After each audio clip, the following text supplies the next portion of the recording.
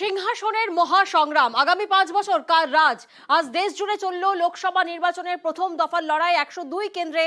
আর এরপরেই দেখা গেল ভোটের পরেই অর্থাৎ বিজয় মিছিল। উত্তরের 3 আসনেই আজ চোখে পড়ল বিজয় মিছিল তৃণমূলের।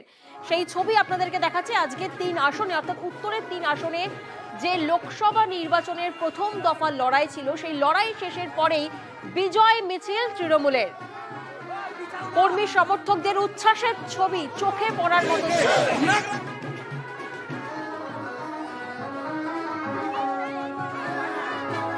কোচবিহারের ছবি এই মুহূর্তে আপনাদেরকে দেখাচ্ছি, যেখানে দেখুন লোকসভা নির্বাচনের প্রথম দফার লড়াইয়ের শেষেই কিন্তু কোচবিহার, জলপাইগুড়ি এবং আলিপুরদুয়ারে তৃণমূলের কর্মী সমর্থকদের মধ্যে একেবারে উচ্ছ্বাসের ছবি, বিজয় মিছিলের ছবি সামনে উঠে এসেছে। অর্থাৎ প্রথম দফা নির্বাচনের লড়াই যখনই শেষ হলো তখনই কিন্তু এই ছবি চোখে পড়লো, যা কার্যত নজিরবিহীন বলা যেতে পারে যে প্রথম দফার লড়াই শেষের পরেই বিজয় মিছিল উত্তরের 3 জায়গাতে। প্রতিনিধি শান্তনু এই মুহূর্তে আমাদের সঙ্গে রয়েছেন, সরাসরি শান্তনুর কাছে যাব। শান্তনু, এই যে তৃণমূলের কর্মী সমর্থকরা উচ্ছ্বাস বা বিজয় মিছিলে নেমেছেন, এটা কি কোথাও না কোথাও একটা রাজনৈতিক কৌশল?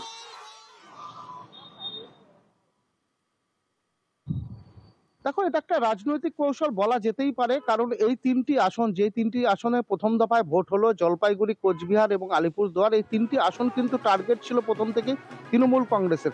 এবং তুমি যদি লক্ষ্য করে থাকো, যদি দেখো যে 31শে মার্চ রাতেই কিন্তু মুখ্যমন্ত্রী জলপাইগুড়ি আসেন ঝড় বিধ্বস্ত এই ঘটনার পর, এবং তারপর থেকে কিন্তু জলপাইগুড়িতে থেকেই তিনি কিন্তু একাধিক সভা করেন, এবং একাধিক সভা করেন কিন্তু অভিষেক বন্দ্যোপাধ্যায়। অর্থাৎ 3টি যে লোকসভা আসন রয়েছেন সেখানে কিন্তু তৃণমূল সুপ্রিমো এবং অভিষেক বন্দ্যোপাধ্যায় একাধিক সভা করে যে পরিমাণ জনসমর্থন পেয়েছিলেন, এবং পাশাপাশি কর্মী এবং সমর্থকদের মধ্যে তারা একের পর এক প্রচার করায় ফলে যে উচ্ছ্বাস বা উদ্দীপনা তৈরি হয়েছিল, সেই যে চামটা তৈরি হয়েছিল, সেটাকেই কিন্তু আজকে ধরে রাখার চেষ্টা করছে তৃণমূল কংগ্রেস।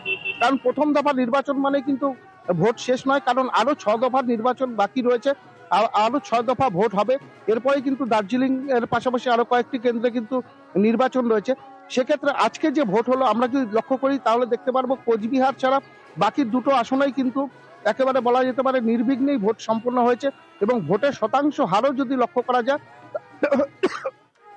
তাও কিন্তু অন্যান্য একেবারে এবং সেই ভোটিং পার্সেন্টেজের হারও যেমনটা শান্তনু বলছিল সেটাও কিন্তু চোখে পড়ার মতো। 3 আসনেই কিন্তু বিজয় মিছিল ভোটের পরে।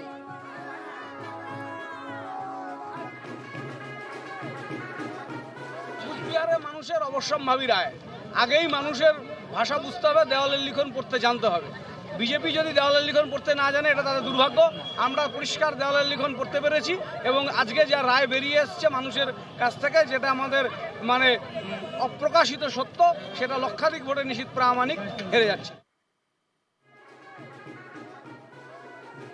আমি যেটা দেখলাম আর কি, আমাদের কর্মী আমাদের কর্মীরা যারা রয়েছেন, নেতৃত্ব যারা রয়েছেন আর কি, সবার মুখে প্রথমেই দেখি আমি একটা তৃপ্তির হাসি। আজকে সারাদিনের যে ভোট গ্রহণ পর্ব যে শেষ হয়ে গেল, সেটা প্রমাণিত করে যে আমরা যে আশাবাদী যে কতখানি ছিলাম, এবং সেই আশাটা যে পূরণ হতে চলেছে সেটা প্রমাণিত হয়ে গেল।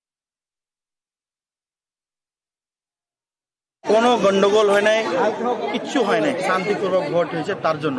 এবং আজকে পরীক্ষা আমরা দিলাম, এবং এই পরীক্ষাতে রেজাল্ট কি হবে সংকেত আছে। এবং সর্বোপরি বলবো, আমরা ধন্যবাদ জ্ঞাপন করেছি আলিপুরদুয়ার জেলাবাসীকে। আপনারা জয়লাভ করছেন, কনফিডেন্স।